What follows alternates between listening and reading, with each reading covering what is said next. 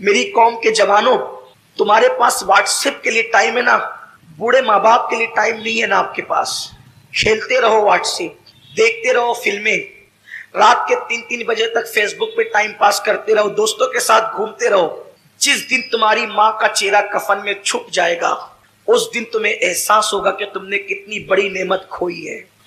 دنیا کی ہر نعمت کھو کر کے تمہیں واپس مل سکتی ہے، لیکن ماں باپ اس نعمت کو کہتے ہیں جو ایک بار کھو جائے پھر واپس وہ نعمت نہیں ملتی۔ اس نامراد کے دل سے جا کر کے پوچھو جس کے ماں باپ نہیں ہیں اور انہوں نے ماں باپ کو کبھی خوش کرنے کی کوشش نہیں کی۔ آج وہ بستروں میں چھپ چھپ کر روتے ہیں، آج وہ تنہائیوں میں پچھتاتے ہیں، آج وہ اپنے آپ کو معاف کرنے کے لیے تیار نہیں ہے۔ جو غلطی ان سے ہوئی وہ غلطی خدا کے لیے آپ نہ کریں۔ آپ اپنے ماں باپ سے معافی مانگیں، انہیں راضی کریں، انہیں ٹائم دیں، انہیں وقت دیں، ان کی خوشیوں کے لیے ہر کڑوا گھونٹ پی لیں، لیکن ان کو کبھی ناراض نہ کریں۔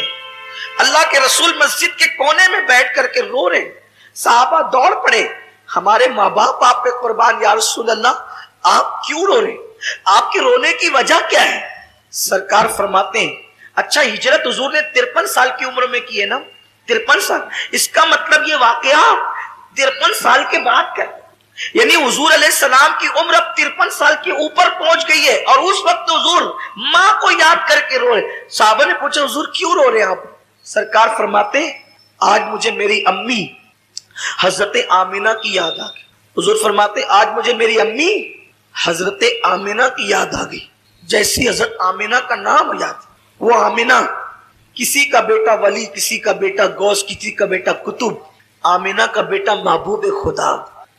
یا صرف ایک جملہ کہہ کے آگے بڑھنا چاہتا ہوں۔ لوگ کہتے ہیں یہ سنی علماء غیر سنیوں سے لڑتے جھگڑتے کیوں رہتے ہیں؟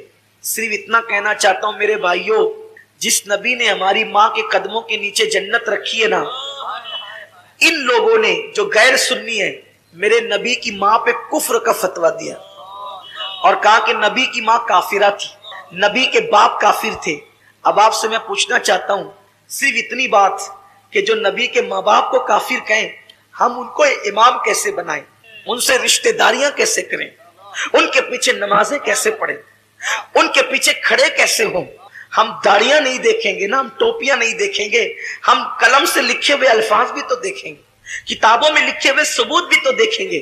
میرے آقا صلی اللہ علیہ وسلم کے دیوانوں، نماز پڑھنے سے پہلے دیکھ لیا کرو نبی کے ماں باپ کو کافر کہنے والا امام ہے یا نبی کے ماں باپ پہ قربان ہونے والا امام ہے، اس لیے کہ شفاعت آپ کو بھی لینی ہے، شفاعت مجھے بھی لینی ہے۔ قیامت کے دن اگر تم نبی سے شفاعت کی بھیک مانگنے کے لیے گئے اور حضور نے کہہ دیا جو میری ماں کو کافر کہتا تھا تو اس کے پیچھے نماز پڑھتا تھا، تو آپ کے پاس جواب کیا ہوگا؟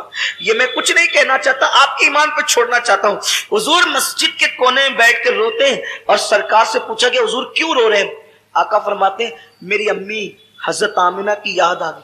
صحابہ سب مل کے رونے لگے، حضور کے ساتھ رونے میں شامل ہو گئے۔ حضور کی امی یاد آئی ہے، آج نبی کو اپنی والدہ یاد آئی، ماں یاد آئی ہے نبی کو۔ پھر روتے روتے حضور علیہ السلام کو کچھ افاقہ ہوتا ہے تو سرکار اپنے صحابہ سے کہتے ہیں اے میرے صحابہ، اس وقت میری ماں حضرت آمینہ حیات ہوتی تو کیا ہوتا، کیسا ہوتا، کیا حال ہوتا؟ صحابہ کہتے حضور کیا ہوتا؟ آقا فرماتے میں تمہیں عشاء کی نماز پڑھا رہا ہوتا، میں تمہیں عشاء کی نماز پڑھا رہا ہوتا اور میری امی مجھے آواز دیتی محمد ادھر آؤ، میرے بیٹے محمد ادھر آؤ، میری ماں مجھے آواز دیتی۔ سرکار فرماتے میں کیا کرتا؟ صحابہ نے کہا کیا کرتے؟ حضور فرماتے میں نماز کو چھوڑ دیتا اور لبیک کہتے ہوئے اپنی ماں کی بارگاہ میں پہنچ۔ یہ ماں ہے، یہ ماں کا مرتبہ ہے۔ لیکن آج میرا جوان کیرم چھوڑ کر کے ماں کے پاس آنے کے لیے تیار، موبائل کا گیم چھوڑ کے اپنی ماں کے پاس، باپ کے پاس آنے کے لیے تیار نہیں ہے۔ حضور فرماتے جو ماں باپ کی نافرمانی کرے گا وہ جنت کی خوشبو سے بھی محروم کر دیا جائے گا۔ یاد رکھنا کتنے بھی بڑے منصب پہ فائز ہو جاؤ، ماں باپ سے تم کبھی بے نیاز نہیں ہو سکتے۔ جناب موسیٰ سے اللہ نے کہا تھا موسیٰ ذرا سنبھل کر آنا۔ عرض کی مولا طور پر تو ہمیشہ آتا ہوں، پہلی بار تو نہیں آیا۔ ارشاد ہوا جب تم گھر سے نکلتے تھے تو ماں اچل پسار کے دعا کرتی تھی اللہ میرے موسیٰ کی طبیعت میں غصہ اور جلال زیادہ ہے، اگر تجھ سے کلام کرتے ہوئے آواز اونچی ہو جائے تو تو درگزر کر دینا، درگزر کر دینا، آواز اونچی ہو جائے تو۔ موسیٰ اب تیرے پیچھے دعا کرنے والی ماں نہیں رہی، اس لیے کہا جا رہا ہے ذرا سنبھل کر آنا۔ اللہ کے کلیم کو کہا جاتا ہے پیٹھ کے پیچھے دعا کرنے والی ماں اب تیرے گھر میں نہیں ہے تو ذرا سنبھل کر آنا۔ غور تو کریں آپ، نبی سے کہا جا رہا ہے ماں کی دعا کیا ہے؟ ساری دنیا مخالف ہو جائے بد دعا کرے، تنہا ماں دعا کرے، اللہ ماں کی دعا قبول کرے، سب کی بد دعا رد کر دے۔ اور تنہا ماں بد دعا کرے اور پوری دنیا مل کر دعا کرے تو اللہ سب کی دعا رد کر دے، ماں کی بد دعا قبول کر۔ ایک دن حضرت موسیٰ علیہ السلام جنگل میں چل رہے، چلتے چلتے تھک گئے، چلتے چلتے تھک گئے، اللہ سے کہتے مولا تھک گیا ہوں، سواری نہیں ہے۔ اللہ نے فرمایا ایک میرا بندہ ہے اس سے جا کر کہو۔ حضرت موسیٰ گئے، اس سے کہا میرے پاس سواری نہیں ہے۔ اس نے دعا کی اللہ بادل زمین پہ بھیج تاکہ میں تیرے اس بندے کے لیے سواری کا انتظام کروں۔ بادل زمین پہ اتر آیا، اس نے کہا جناب چڑھیے اور بادل پہ چڑھ کر کے جہاں جانا چاہتے جائیے۔ حضرت موسیٰ بادل پہ سوار ہو گئے، بادل چل پڑا۔ عرض کی مولا کتنا نیک بندہ یہ، اس کی دعا سے بادل زمین پہ آیا۔ ارشاد ہوا موسیٰ کوئی عمل ہی نہیں ہے اس کا، یہ نیک نہیں ہے جس کو تو نیک سمجھ رہا ہے۔ پھر مولا اس کی دعا کی اتنی اہمیت، ارشاد ہوا اس نے تو بادل بلایا، اگر آسمان بھی زمین پہ بلانے کی دعا کرتا تو ہم آسمان کو بھی زمین پہ اتار دیتے۔ عرض کی جب یہ نیک نہیں ہے، اتنا نیک نہیں ہے تو اس کی دعا کی اہمیت کیوں ہے؟ کہ اس کی نیکی کی وجہ سے نہیں، یہ ہمیشہ اپنی ماں کی خدمت کرتا تھا اور ماں کو خوش کر دیا تھا۔ ماں نے مرتے مرتے کہا اللہ اس نے میری خدمت کا حق ادا کر دیا، یہ جب بھی تجھ سے جو دعا کرے تو اس کی ہر دعا کو قبول کر لینا۔ اس کی ماں کی دعا کی برکت ہے، اس کی ماں کی دعا کی نیکی کچھ نہیں ہے، زیادہ اس کے پاس ماں کی دعا کی برکت ہے۔ حضور فرماتے ہیں جو ماں باپ کی نافرمانی کرے وہ جنت کی خوشبو بھی نہیں سونگے، بلکہ جس سے ماں باپ ناراض ہو وہ بھی جنت میں نہیں جائے گا، شہید ہوگا تو بھی جنت میں نہیں جائے گا۔ علامہ سید نعیم الدین مراد آبادی نے لکھا ہے اگر کوئی شہید ہو جائے نا، شہید اور ماں باپ یا دونوں میں سے کوئی ایک ناراض ہو تو بھی وہ جنت میں نہیں جائے گا، مگر چونکہ وہ شہید ہوا ہے تو جہنم میں بھی نہیں جائے گا۔ جنت اور جہنم کے درمیان ایک مقام آراف ہے، وہاں رکھا جائے گا۔ پھر اللہ اس کے ماں باپ کو پہلے راضی کرے گا، جب تک ماں باپ راضی نہیں ہوں گے اس شہید کو جنت نہیں ملے گی۔ سوچو شہید ہو کر بھی ماں باپ کی رضا کے بغیر جنت نہیں ملتی، تو ہمیں اللہ اکبر سوچئے تو صحیح۔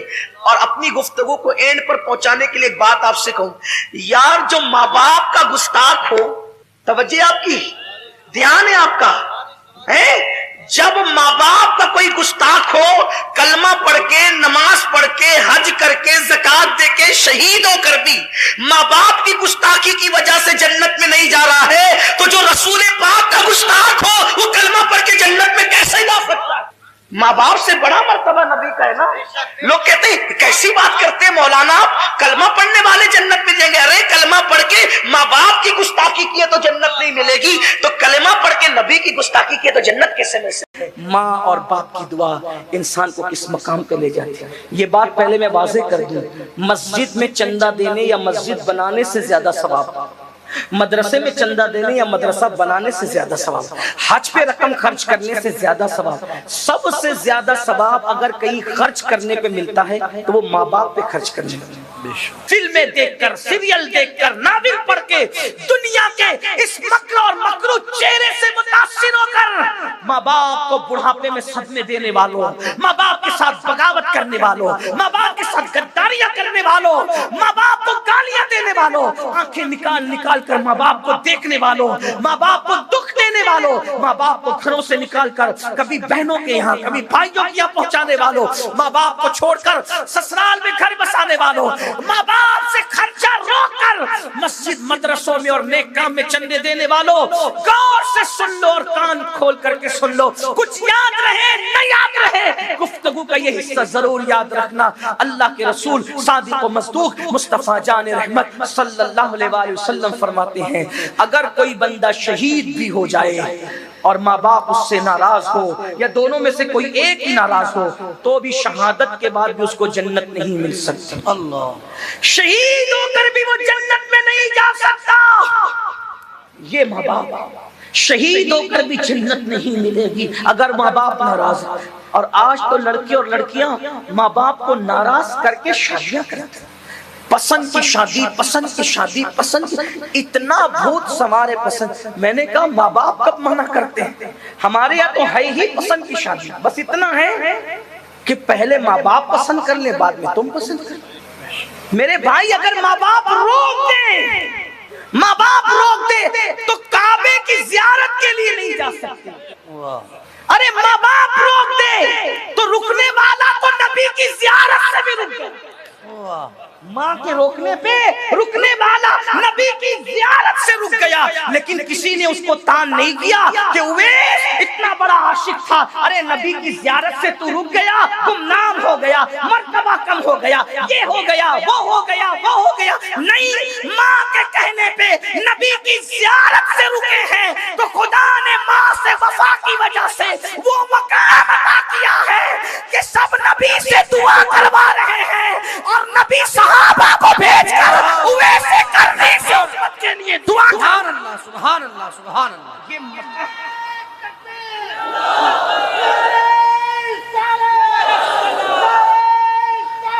یا رسول اللہ. لیکن میرے عزیز، میرے بھائی، ہم تو یہ چیزیں صرف دل بہلانے کے لیے سنتے ہیں، اس سے ہمیں عظمت پتہ نہیں چلتی. تو میرے آقا نے فرمایا شہید ہو کر بھی ماں باپ اگر ناراض ہے جنت میں نہیں جائے گا. لیکن چونکہ شہید تھا اس لیے جہنم میں بھی نہیں جائے گا. جنت اور جہنم کے درمیان ایک مقام ہے جس کو مقام اعراف کہتے ہیں. یہ روایت میں جہاں سے پڑھ رہا ہوں اس کو نقل کیا ہے صد الافاضل فخر الاماثل علامہ سید نعیم الدین مراد آبادی. اور کب تک وہ جنت کے باہر رہے گا؟ اس وقت تک جب تک اس کے ماں باپ کو راضی نہ کر لیا جائے. اگر ماں باپ راضی ہوئے تو ٹھیک، ورنہ وہ شہید ہو کر جنت نہیں مل سکتی. تو شرابی ہو کر کے ماں باپ کے غدار کو جنت کیسے ملنا ہے؟ بے نمازی ہو کے ماں باپ کے غدار کو جنت کیسے ملنا ہے؟ میرے بھائیوں، یہ دنیا ہے، یہ دنیا چند دن کی ہے. اس دنیا سے کوچ کرنا ہے، اس دنیا سے رخصت کرنا ہے. اس لیے اپنے ماں باپ کی قدر جانو. میں لوگوں سے یہ کہتا رہا کہ کسی کا خوبصورت چہرہ دیکھ کر بھی وہ ثواب نہیں ملتا جو ماں باپ کے جھرری پڑے ہوئے چہروں کو دیکھ کر کے ملتا ہے. لوگ سال میں ایک بار حج کرتے ہیں. ماں باپ والوں، تم اتنے خوش نصیب ہو کہ ایک بار ایک دن میں اگر 100 مرتبہ ماں باپ کی زیارت کرو تو اللہ تمہیں ایک دن میں 100 مقبول حج کا ثواب عطا. لیکن یہ بات بھی کہوں، شارحین حدیث نے، میں اپنی بات اب سمیٹنے لگا ہوں بلکہ ختم ہی کر دوں گا. خاص بات، جب یہ جلسے میں یہ بات کہتے ہیں نا مولانا لوگ اور خطبہ لوگ کہ بھئی جو ماں باپ کا چہرہ دیکھے اس کو کیا ملتا ہے؟ مقبول حج کا ثواب. لیکن پھر اس میں سب سمجھتے ہیں کہ میں تو ماں باپ کو خرچہ نہیں دوں گا دوا کھانے کا، گالیاں بھی دوں گا، مسجد کے زینے پہ بٹھا کے بھیک بھی منگواؤں گا، اور گھر جا کے جلسے کے بعد ماں کو دیکھوں گا مسکرا کے منافقانہ انداز میں جیسے ایئر ہوسٹس مسکراتے ہیں اس طرح مجھے مقبول حج کا ثواب مل جائے گا. یہ آرٹیفیشل مسکراہٹ سے ماں باپ کو دیکھنے سے کوئی ثواب نہیں ملتا. میں بڑی ذمہ داری سے یہاں بات کر رہا ہوں، علماء میرے پشتوں پہ موجود ہے، مفتیان کرام موجود ہیں. ایک بات آپ کو کہوں، جب انسان کسی کو وہ مقام دے ہی نہ جو اس کا مقام ہو تو اس کا فائدہ نہیں ملتا. تھوڑی مشکل ہو گئی نا، بات آسان کرتا ہوں. اگر نبی کو دیکھو تو آدمی کیا بنتا ہے؟ اگر کچھ یاد ہو تو بول دیں. نبی پاک کو دیکھ کے کیا بنتا ہے؟ مل کے بولیں. تو ابو جہل کیوں صحابی نہیں ہے؟ ابو جہل کیوں صحابی نہیں؟ اس لیے کہ وہ نبی کو نبی مانتا ہی نہیں تھا. جو نبی کو نبی کا درجہ نہ دے تو نبی کو دیکھنا اس کو فائدہ نہیں دے سکتا. توجہ، جو نبی کو نبی کا درجہ نہ دے نبی کو دیکھنا اس کو فائدہ نہیں دے سکتا. دوسری بات، رمضان شریف میں اگر کوئی کافر مرے تو کیا جنت میں جا سکتا ہے؟ مومن مرے گا رمضان شریف میں تو جنت ہے.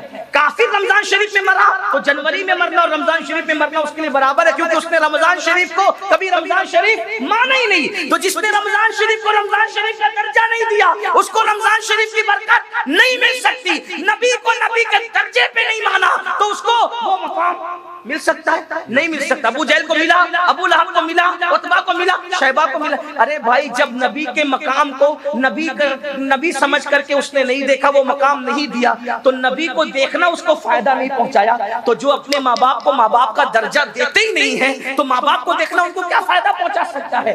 یہ ماں باپ کو دیکھنے سے ثواب انہیں کو ملتا ہے جو ماں باپ کی خدمت کرتے ہیں, ماں باپ کا احترام کرتے ہیں, ماں باپ کو ماں باپ سمجھتے ہیں, جو ماں باپ کو گھر کا کچرا سمجھتے ہیں. معاذ اللہ, پھر ان کو کیا ثواب ملنا ہے؟ تو یاد رکھنا اتنا سستا نہیں ہے جنت کا سودا, بہت کٹھن ہے. ڈگر پن گھٹ کی حالت تو یہ ہے, اگر بیوی کہہ دے کہ مجھے فلاں ڈریس چاہیے تو بیوی کے لیے جیب سے پیسے نکل جاتے ہیں, لیکن اگر ماں باپ کہے دوا کے لیے چاہیے تو بے شمار ناہنجار لڑکے ہیں جو کہتے ہیں جاؤ مسجد کے دروازے پہ بیٹھ کے بھیک مانگو, کیا میں تمہیں یہی سب کرتا رہوں, یہی تمہاری خدمت کرتا رہوں؟ نہیں میرے بھائی, یاد رکھنا. ایک شخص آ کے کہتے ہیں یا رسول اللہ, اللہ تو نظر نہیں آتا, پھر ہمیں کیسے پتا چلے کہ اللہ راضی ہے کہ ناراض ہے؟ میرے آقا نے فرمایا گھر جا اور جا کر دیکھ, اگر تیرے ماں باپ تجھ سے راضی ہے تو اللہ بھی راضی ہے, اور ماں باپ ناراض ہے تو اللہ بھی ناراض ہے. اخیر میں مجھے ایک بات یاد آتی ہے,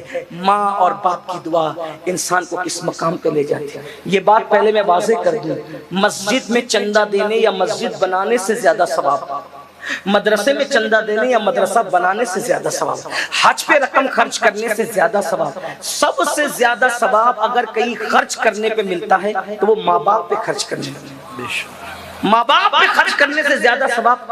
بلکہ آقا فرماتے ہیں اگر کوئی دولت مند بننا چاہے تو ہر نماز کے بعد اپنے ماں باپ کے لیے دعا کیا کرے. جو ہر نماز کے بعد ماں باپ کے لیے دعا کرے گا اللہ اس کی عمر بھی بڑھائے گا, اس کا مال بھی بڑھائے گا. صرف ان کے لیے دعا کر دو تو یہ ہے, اللہ اکبر, ان کی خدمت کرو تو کیا نہیں, خدمت کر. اچھا کچھ لوگ یہاں بیٹھ کر کے ابھی پھول رہے ہوں گے کہ میں تو خدمت کرتا ہوں نا حضرت, تو کیا خدمت کرتے ہیں بھائی؟ کیا خدمت؟ روٹی دے دی, کپڑا دے دیا, مکان دے دیا, میں خدمت کرتا ہوں. بڑی معذرت کے ساتھ میں تھوڑا صوفیہ کے نقش قدم پہ چل کر, چشتیوں کے نقش قدم پہ چل کے تھوڑی نرم گفتگو کرنے کا عادی ہوں. ایک بات آپ کو کہوں, ایک بات آپ, اگر اپنے ماں باپ کو روٹی کپڑا مکان دیتے ہو تو لوگ یہ تو کتوں کو بھی دے دیتے ہیں. روٹی تو دروازے پہ پڑے ہوئے کتے کو بھی لوگ دیتے, روٹی کپڑا تو دروازے پہ بیٹھے ہوئے فقیر کو بھی دیتے, بھیک منگو کو بھی دیتے. تو ماں باپ کی خدمت کا مطلب کیا ہے؟ یہی تو سب سے بڑا رونا ہے کہ ہم نے دین ہی نہیں سیکھا. نہ اللہ کی شان سمجھے, نہ رسول کی شان سمجھے, نہ صحابہ کی سمجھے, نہ اہل البیت کی سمجھے, نہ ماں باپ کی سمجھے, نہ بھائیوں کی سمجھے, نہ بیوی کی سمجھے, کچھ نہیں سیکھا. بس سیکھا تو صرف دوسروں کا معاملہ دیکھنا, دوسروں کے معاملات پہ نظر رکھنا, یہ سیکھا. گناہ کرنا سیکھا, جرائم کرنا سیکھا, غفلت سیکھا. سنو, ماں باپ کی خدمت کیسے کی جاتی ہے اس کو سمجھو اور بات پوری ہوتی ہے. میرے امام اور ہم سب کے امام سیدی اعلیٰ حضرت امام احمد رضا خان محدث بریلوی ماں باپ کی عظمت بیان کرتے ہوئے کہتے ہیں کہ ماں باپ سے گفتگو کا طریقہ یہ ہے کہ پہلے ان سے اجازت لو پھر بات کیا کرو. بغیر اجازت تم اپنے ماں باپ سے بات نہیں کر سکتے. اب ہاتھ مت اٹھانا, کسی کو رسوا کرنا مقصود نہیں ہے. کتنے لوگ ہیں جو اس طور پہ ماں باپ سے بات کرتے ہیں کہ پہلے اجازت لیں پھر بات کریں؟ کوئی نہیں. کچھ تو ایسے ہوں گے جن کو معلوم بھی نہیں ہوگی, کیونکہ ہم نے مسلک اعلیٰ حضرت کا مطلب صرف ایک نقطہ سمجھا کہ اعلیٰ حضرت نے گستاخ رسول کو کافر کا, بس یہی اعلیٰ حضرت. اعلیٰ حضرت نے بالکل کہا, لیکن اعلیٰ حضرت نے اور بھی چیزیں دکھائی جو ہمیں پتہ ہی نہیں, کیونکہ مسلک اعلیٰ صرف 1 پوائنٹ 2 پوائنٹ 3 پوائنٹ کا نام نہیں. انہوں نے جو باتیں پیش کی سب سراخوں پہ, لیکن انہوں نے یہ بھی بتایا کہ ماں باپ سے بات کرنے سے پہلے اجازت لو. یہ جتنے نعرہ لگاتے کون ہے اس میں بتاؤ جس پہ عمل کرتے؟ اس کا مطلب ہمیں پورا مسلک اعلیٰ حضرت بھی نہیں پتا ہے. اسی مسلک اعلیٰ حضرت میں تو یہ بھی ہے. ابھی علامہ مفتی صاحب فرما رہے تھے متعید رہو, سیدی اعلیٰ حضرت فرماتے ہیں کسی سنی کو بے وقوف بھی نہ کہا کرو, یعنی اتنا سا لفظ بے وقوف بھی کسی سنی کو نہ کہا کرو, یہ حرام ہے. اور کسی نے کہا حرام وہ کیسے ہو سکتا ہے, بے وقوف تو کوئی بھی کسی کو کہہ دیتا ہے. لیکن تو کہا کہ جب تم سنی کو بے وقوف کہتے ہو تو اس کا دل دکھتا ہے, اور جب اس کا دل دکھتا ہے تو میرے آقا نے ارشاد فرمایا من آذا مسلمن فقد آذانی, کہ جس نے کسی مسلمان کا دل دکھایا اس نے مجھ محمد کا دل دکھایا.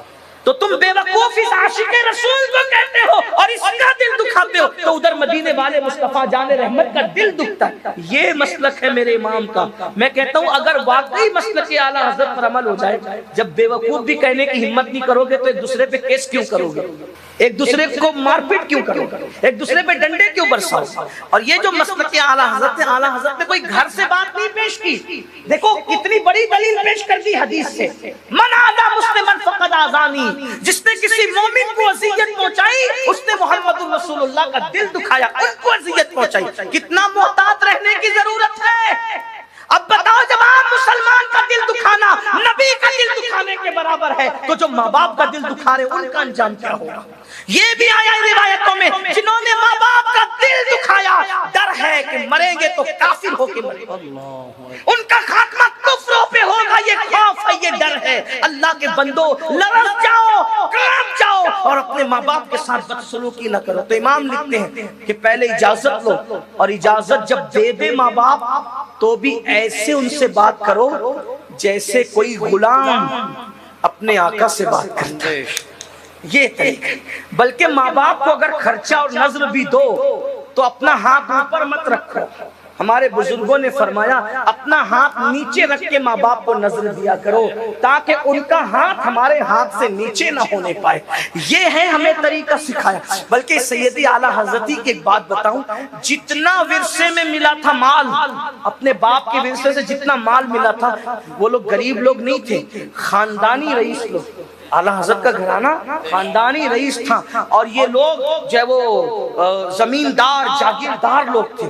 ہندوستان آئے تھے افغان سے تو بھی وہ بادشاہوں کے یہیں آئے تھے، اور کوئی 5,000 کوئی 6,000 اور اسی طریقے سے کوئی جو ہے وہ اتنے ہزار اور اتنے ہزار پر حاکم جو ہے وہ مقرر تھا، اور بڑی بڑی جاگیریں تھی۔ تو دادا کی جاگیر سے پر دادا کی جاگیر سے وہ نسلاً بعد نسلاً بہت ملا تھا، جتنا ملا تھا سب ماں کے پاس لے جا کے رکھ دیا کہ امی یہ سب آپ کا ہے۔ کاغذ بھی اگر خریدنا ہوتا کتاب لکھنے کے لیے تو ماں سے لے کر، قلم بھی خریدنا ہوتا ماں سے لے، ماں سے رکھا، اپنے پاس کچھ نہیں رکھا، سب ماں کو حوالے۔ اور آج تو کس کے پاس کتنی زمین ہے ماں کو بتاتے اس لیے نہیں کہ ماں کو پتا چل جائے گا کہ دوسرے بھائیوں کو دینا، کتنی رقم ہے ماں کو بتاتے نہیں، باپ کو ماں باپ سے چھپاتے ہیں، یہ حال ہے۔ اور اس کے بعد ہم کہتے ہیں ہم تو دیندار ہیں، ہم تو دین والے ہیں۔ بڑی معذرت کے ساتھ بھائیوں، ہمیں دین سیکھنے کی ضرورت ہے۔ میڈ ان انڈیا دین جو اپنے دماغ کے اندر اپنے خط سے بنا رکھا ہے اس کو دل و دماغ سے نکالو، اور جو مصطفیٰ جان رحمت دین لے کر کے آئے تھے اس دین پہ عمل کرو۔ اگر اس دین پہ عمل کرو گے تو انشاءاللہ دنیا بھی کامیاب رہے گی، آخرت بھی کامیاب رہے گی۔